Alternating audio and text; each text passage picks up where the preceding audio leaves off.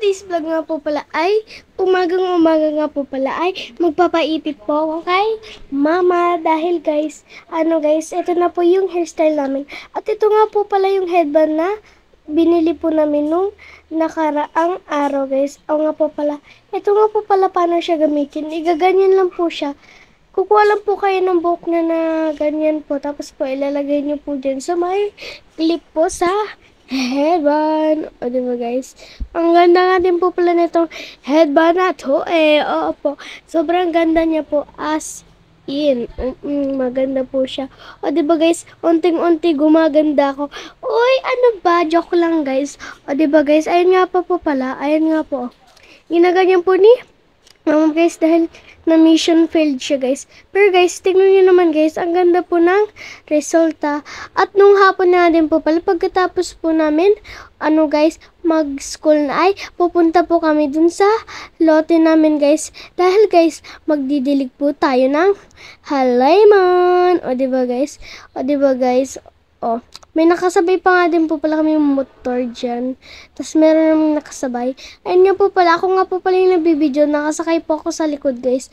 Sorry nga po pala kung medyo maalog guys. Dahil guys, ang lubak nung daan guys. At guys, alam nyo ba kung anong sekreto? Bakit ang laki nung daan guys? Dahil guys, naka 0.5 yung video. Dahil cellphone ng papa ko yan guys, naka 0.5 po. Si papa lang nga po pala may 0.5. Yung si mama naman po ay 0.6 guys. Mas malaki yung camera ni mama.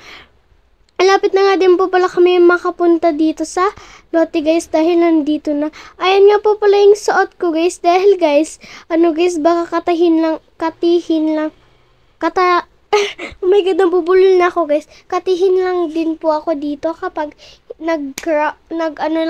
nagsando tas nag-short lang po dahil guys, kakatahin ako dito guys. Kaya, ganto na lang po ako. O diba guys?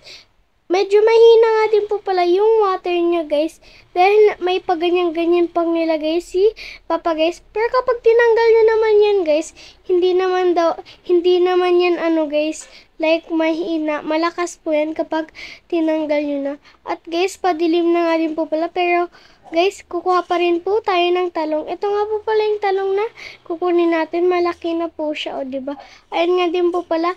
Kinat ko na nga din po pala yung talong gamit yan, guys. Dahil, guys, hindi ko po siya maputol. Baka masira yung guys.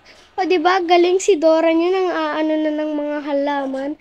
At ito naman yung isa, maliit lang po. So, kunin na din natin guys dahil sayang lang naman, baka mabulok naman kapag iniwan lang muna natin dyan sa garden. O diba, nahulog pa nga po pala yung talong dyan guys. Ang ganda nga din po pala ng mga sino. At guys, naghahanap pa nga po pala ako ng talong. Kaso guys, wala na pong talong. Ito nga din po pala ay mga, hindi ko po alam kung anong tawag dito.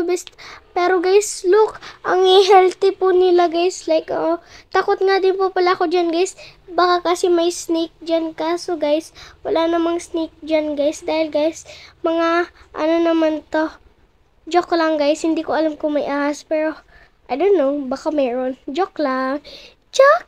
It's a prank. O diba guys, medyo gabi-gabi na nga din po pala. Pero, for the go ang person para lang makita yung mga guys. O diba, ganyan ko pa nga po. Yun lang guys, yun.